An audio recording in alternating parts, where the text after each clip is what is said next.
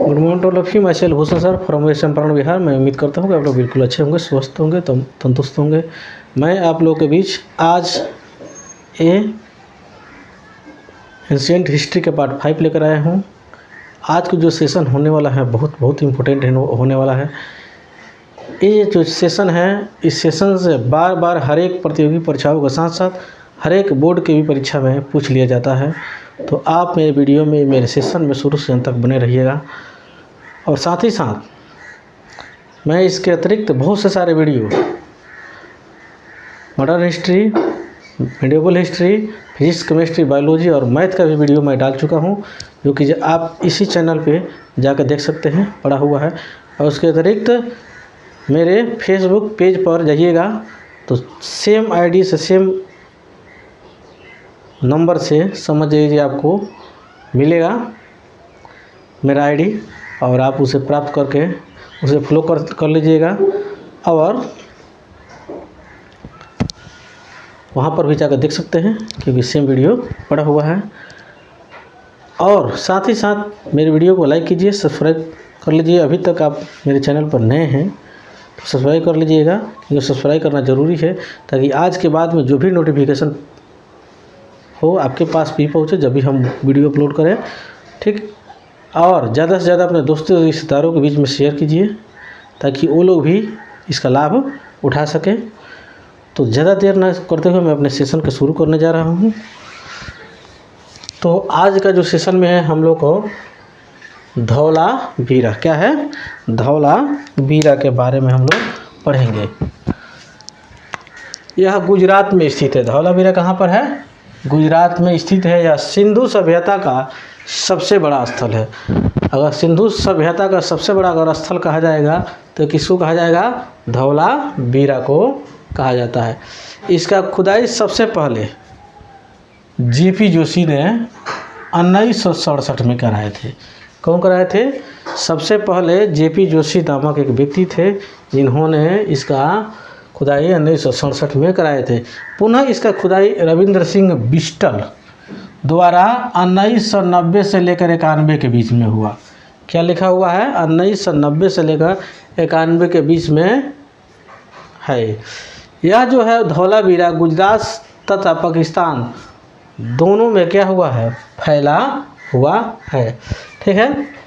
भारत में स्थित सबसे बड़ा स्थल, भारत में सबसे बड़ा स्थल क्या है? राखी है। अगर भारत में पूछता है तो सबसे बड़ा हो जाएगा राखी। या सिंधु सभ्यता में पूछता है स्थल तो हो जाएगा थी धौलावीरा, ठीक। तो क्वेश्चन के हिसाब से हम लोग को अपने आंसर पर तक पहुंचना है। जो हरियाणा में है, क्या है? राखी कहाँ पर है? हरियाणा में है। अगला है सुरकोटदा। क्या है? सुरकोटदा। यह गुजरात में स्थित है। कहाँ पर है? सुरकोटदा गुजरात में है, ठीक। इसका खुदाई जो है जगपति जोशी ने, कौन कराए थे? इसका जो खुदाई कराए जगपति जोशी, जिससे जहाँ से खुदाई कराने पर कलश समाधान, क्या मिला? कलश समाधान घोड़े की हड्डी मिली। कलश समाधान का मतलब यह होता है कि जो पहले लोग मरते थे ना, तो एक बहुत बड़ा कलशा में, ठीक है, उनको दफनाया जाता था, ठीक है। मैंने खड़े नहीं, अब समझिए, तो खड़े उतना बड़ा तो कलशा बन नहीं सकता है। हो सकता है मैं भी उस डेड बॉडी को काट करके पीस करके वो लोग उस समय वो कलशा में क्या करते थे लोग? दफनाते थे लोग, ठीक है। यहाँ छोटे बंदरगाह भी मिला है। कहाँ पे? ये सुरकोटदा में। अगला आता है हम लोग को लोथल। क्या आता है? लोथल। इसका खुदाई रंगानाथ राव ने कराए। कौन? लोथल का खुदाई कौन कराए? रंगानाथ राव ने। ये भोगवा नदी के किनारे अहमदाबाद, ठीक है, अहमदाबाद में ये स्थित है, ठीक है। यह सिंधु सभ्यता का क्या है? बंदरगाह स्थल है। क्या है? सिंधु सभ्यता का बंदरगाह स्थल है। यहाँ से गोदीवाड़ा का साक्ष्य मिला है। कहाँ से? ये लोथल से गोदीवाड़ा का साक्ष्य मिला है। यहाँ फारस के मुहर, ठीक है, मिला है, जहाँ जिससे यह पता चलता है कि यहाँ के लोग विदेश से व्यापार वगैरह करते थे लोग, ठीक है। उसके बाद यहाँ माप तौल दिशा मापक यंत्र, ठीक है, भी प्राप्त हुआ है, ठीक है।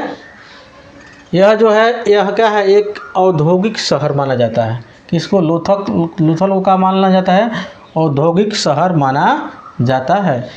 ये जितने भी लाइन मैं बोल रहा हूँ समझिए, एक एक लाइन एक फैक्ट के रूप में है, एक एक लाइन से ऑब्जेक्टिव बनने वाला है, क्योंकि जो भी जहाँ से लिया जाता है वहाँ से समझिए एक निचोड़, एक सारांश टाइप का लिया जाता है। इसमें किसी प्रकार के लाइन जो नहीं है जो कि ये काम लायक न हो, ठीक है।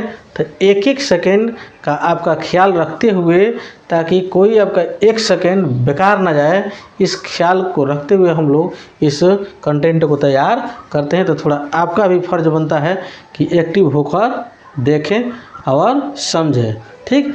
इस शहर में जो घर के दरवाज़ा कहाँ तक खुला हुआ था? सड़क की ओर। किधर खुला हुआ था? सड़क की ओर खुला था। यहाँ से युगल समाधान का साक्ष्य मिला है, जिससे सती प्रथा का क्या मिलता है? आभास मिलता है। पहले ऐसे व्यवस्था था कि जो अगर पुरुष मर जाता है अपनी स्त्री से पहले, तो उस स्त्री का क्या किया जाता था? हाथ पैर बांधकर, क्या किया जाता था? हाथ पैर बांधकर उसी के चिता पर जबरन उसे भी जला दिया जाता था। उससे पहले समझाया जाता था, समाज में इसे संदेश फैलाया जाता था कि यदि पति अगर मर जाता है तो पत्नी के साथ में उसको जला दिया जाएगा। पत्नी जिंदे रहेगी फिर भी उसको बांधकर जला दिया जाएगा। कहीं ना कहीं ये समाज के लिए ये गंदा व्यवहार था, जिसको बहुत से सारे महापुरुषों ने, बहुत से सारे व्यक्तियों ने इसका लड़ाई किए, इस मुहिम में शामिल हुए, जिसके चलते यह जो सती प्रथा वाला जो लफड़ा था, जो पति के साथ में जिंदे पत्नी को वो जलाने की जो व्यवस्था था, ये प्रथा था, आगे चल के हट गया है, जो कि कहीं ना कहीं यह काफ़ी खौफनाक ये बात था, ठीक है। अगला है हम लोग को रंगपुर। क्या है? रंगपुर। यह गुजरात में स्थित है। कहाँ पर? रंगपुर कहाँ पर है? गुजरात में स्थित है। यहाँ से धान की भूमि क्या मिला है? धान की भूमि के साक्ष्य मिला है। इससे यह पता चलता है कि वहाँ पर रंगपुर में क्या होता था? धान की खेती होता था। सिंधु सभ्यता के विशेषता है, ठीक है। सिंधु सभ्यता में क्या क्या विशेषता था, ठीक है। सिंधु सभ्यता में जो भी मुख्य जो जगह था, जिसका खुदाई कौन कराए, कब कराए थे, उसे क्या क्या प्राप्त हुआ, अभी तक हम लोग बहुत ज़्यादा अच्छा से डिटेल में जान चुके हैं। अब इसकी विशेषता क्या है, अब उसको हम लोग जानेंगे। सिंधु सभ्यता एक कहती थी नगरीय सभ्यता थी, जिसको शहरी कहा जाता है, ठीक है। यहाँ के सड़क एक दूसरे को कहाँ पकड़ती थी? समकोण पकड़ती, यानी राइट एंगल पकड़ती थी, ठीक। ये जो सिंधु सभ्यता में जो भी सड़क थी पूरब से पश्चिम थी। इससे कारण यही था, जब भी हवा बहता था तो इस सड़क को साफ करने की ज़रूरत नहीं है, हवा बहता था स्वतः सड़क क्या हो जाता था? साफ हो जाता था, ठीक है। नगर नियोजन तथा जल निकास इसका सबसे बड़ा व्यवस्था सिंधु सभ्यता में देखने को मिलता है। इसका नालियाँ ढकी हुई थी। किसका? सिंधु सभ्यता के जो नालियाँ है वो क्या हुई थी? ढकी हुई थी। सड़क सीधी थी, ठीक है। अर्थव्यवस्था का मुख्य आधार क्या था? कृषि था। क्या था? अर्थव्यवस्था का मुख्य आधार क्या था? कृषि था। इसका व्यापार विदेशों से होता था, ठीक है। इसका व्यापार कहाँ से होता था? विदेशों से हुआ करता था, ठीक है। अब देखिए इनका भाषा क्या था? भाव चित्रात्मक था। कैसा था? भाव चित्रात्मक था। इनका समाज मातृसत्तात्मक था। कैसा था? मातृसत्तात्मक था। इनका लिपि कैसा था? दाएं से बाएं। जब भी हम लोग बाएं से दाएं लिखते हैं तो वो लोग बाएं अभी दाएं से बाएं लिखता था, ठीक है। जिस तरह उर्दू लिखा जाता है अभी के समय में, उसी तरह ये लोग भी लिखा करते थे, ठीक है। हड़प्पा लिपि के प्रमाण से सबसे ज़्यादा चित्र यू आकार के तथा मछली का चित्र देखने को मिलता है। इनके मुहर पर सबसे ज़्यादा अगर किसी चीज़ का चित्र था तो एक सींग वाला जानवर। एक सींग वाला जानवर क्या हो सकता है? गैंडा का अतिरिक्त दूसरा क्या हो सकता है? अगर कोई गैंडा का अतिरिक्त यदि आप जानते हैं तो उसे आप कमेंट बॉक्स में कमेंट कर सकते हैं। इनके शहर पर गाय इनके मुहर पर गाय के सींग का चित्र नहीं था। गाय के सींग के चित्र नहीं था। हड़प्पा सभ्यता के मुहरों में शेलखड़ी का प्रयोग मुख्य रूप से किया गया था, ठीक है। सिंधु घाटी सभ्यता के लोग कैसे थे? से लोहा से परिचित नहीं थे। सिंधु घाटी के जो भी सभ्यता के लोग थे, ठीक है, सिंधु सभ्यता के जो भी लोग थे वो लोहे से परिचित नहीं थे, यानी कहने का मतलब उस समय लोहा का खोज नहीं हुआ था, ठीक। अगला है हम लोग को अन्य धातु जो है, जैसे सोना हो गया, चांदी हो गया, तांबा हो गया, टीन हो गया, कांसा हो गया, ये सब चीज़ से क्या थे? लोग परिचित थे, लेकिन लोहे से परिचित नहीं थे। यहाँ माप तौल का न्यूनतम बटखारा कितना होता था? 16 kg का होता था। सबसे छोटा अगर बटखारा है तो 16 kg का, ठीक है, जो दशमलव प्रणाली का क्या है? सूचक है। 16 kg के जो बटखारा है क्या है?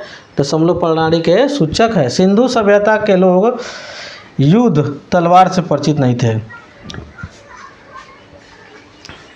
युद्ध तलवार से परिचित इसलिए नहीं थे क्योंकि तलवार तो बनता है लोहा से, और लोहा के खोजे नहीं हुआ। अब सोना कोई तलवार बना किसी को मारना नहीं जाएगा, हाँ। कॉमन सेंस की बात है। सिंधु सभ्यता में मिट्टी के बर्तनों पर क्या मिलता था? लाल रंग के उपयोग होता था। लाल रंग के जो डिज़ाइन अभी भी देखने को मिलता है, जो कि ये जो ऑर्डर देकर बनवाना पड़ता है, जो कि उसमें डिज़ाइन कर दिया जाता है, रंग बिरंगे भी मिलता है, ठीक है। उस समय खासकर लाल रंग का इस्तेमाल होता था। सिंधुवासी विश्व में सबसे पहले अगर कपास कोई अगर उगाना शुरू किया तो सिंधु के लोग उगाना शुरू किए।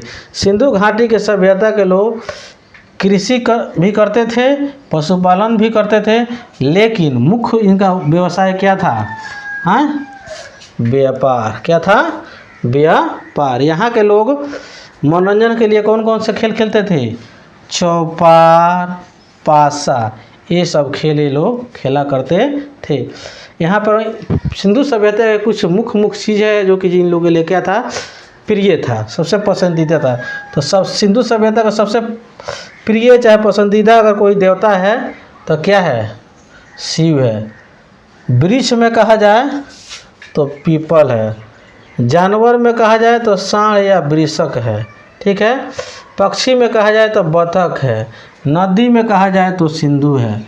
अब सिंधु सबसे प्रिय इसलिए हो गया क्योंकि सिंधु सभ्यता के जितने भी शहर है, बड़े बड़े सब शहर है, जो भी खुदाई हुआ है, जो प्राप्त हुआ है, सिंधु सभ्यता में सिंधु नदी के घाटी के किनारे ही, यानी सिंधु घाटी के पास ही मिला हुआ है, इसीलिए प्रिय हो सकता है, ठीक है। तो आज के सेशन में इतना ही रहता है। इसके अगले पार्ट आप लोग के बीच बहुत जल्द लेकर आ रहा हूं मैं। यदि आपको ये वीडियो अच्छा लगा हो, कंटेंट अगर अच्छा हो, तो आप और इसे लाइक कर सकते हैं, ज़्यादा से ज़्यादा लोगों के बीच में शेयर कर सकते हैं। और अभी तक आप मेरे चैनल को सब्सक्राइब नहीं किए तो इसे सब्सक्राइब कर लीजिएगा। नहीं तो समझ जाइए जो इस कंटेंट जो दिया जा रहा है यूट्यूब के किसी भी प्लेटफॉर्म पर आप चले जाइए, ये चैलेंज है, फ्री ऑफ कॉस्ट आपको नहीं मिल सकता है, जो कि यहाँ पर आपको बहुत मेहनत के साथ तैयार करके बोर्ड पर लिखकर आपको दिया जाता है। तो आप इतना तो मेरे लिए ज़रूर कर सकते हैं। तो ठीक है, इसके अगले पार्ट मैं आप लोग के बीच लेकर आ रहा हूँ। तब तक के लिए जय हिंद, जय भारत।